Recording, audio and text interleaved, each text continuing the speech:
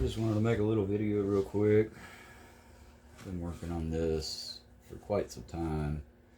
When I got this thing, it was straight up a curvy, twisted 2x4 with some bandsaw jitters all over. I just got this all smoothed out from where the different woods acted different under the bandsaw, I think.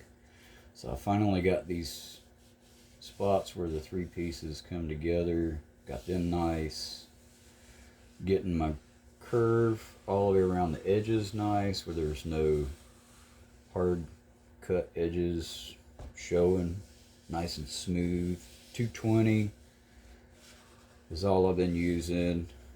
I'm getting my arcs for right here where it leans up against your hip or your body, and the part where your arm goes over where it rests. You can see I'm wearing gloves. I don't ever do any woodwork barehanded when it's going to be finished or stained with wood grain, and I especially don't do woodwork barehanded if I'm going to try to prime and paint it, because the oils in your skin will soak in and it'll make fisheye and make it blotchy, and you'll have spots where the paint will run from the oil, and we don't want that. So, all things considered, we've gotten these chamfers. This one needs some more on the front side. I matched this wood back here to the neck because it was sticking out over here.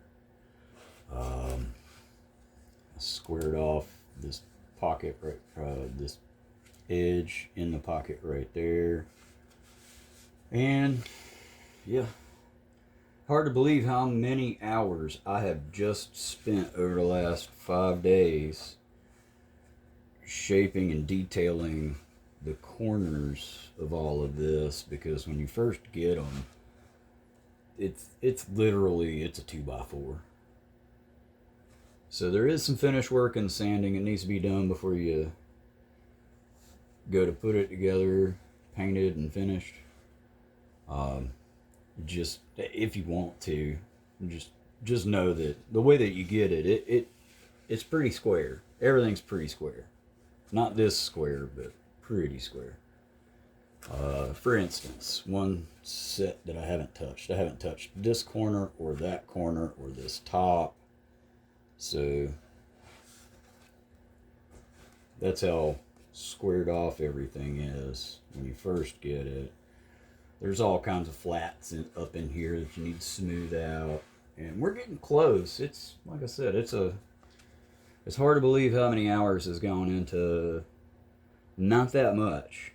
But here's the deal: you can take it off, but you can't put it back. And if you do put it back, you're going to be able to tell. So my ultimate goal, since what I've chosen for my finish is to be burned and then stained and then oiled, I wanted to get all of my shape correct. Even if even if I'm burning it, if the shape's not correct, it's still going to show after the burn. So trying to get all of my shaping correct, making sure that I don't need to do anything else, that, you know, what I'm looking at when it's done is going to be what I want to see and feel. I don't want to be, you know, picking my guitar up and being like, oh, I hate that I didn't do that right there. There's a little flat spot. There's not a flat spot, but just for example, you can feel all the way around. Right here is one more sharp edge, sharp in quotation marks, and it's really where this grain right here is super hard.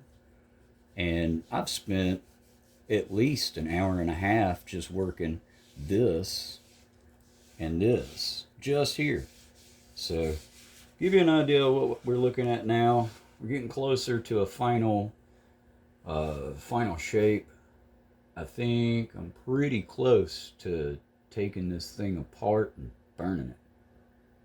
And then I'm gonna put my oils on there and hope for the best.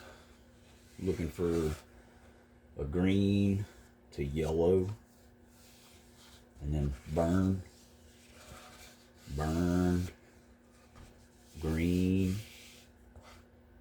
green to yellow, burn.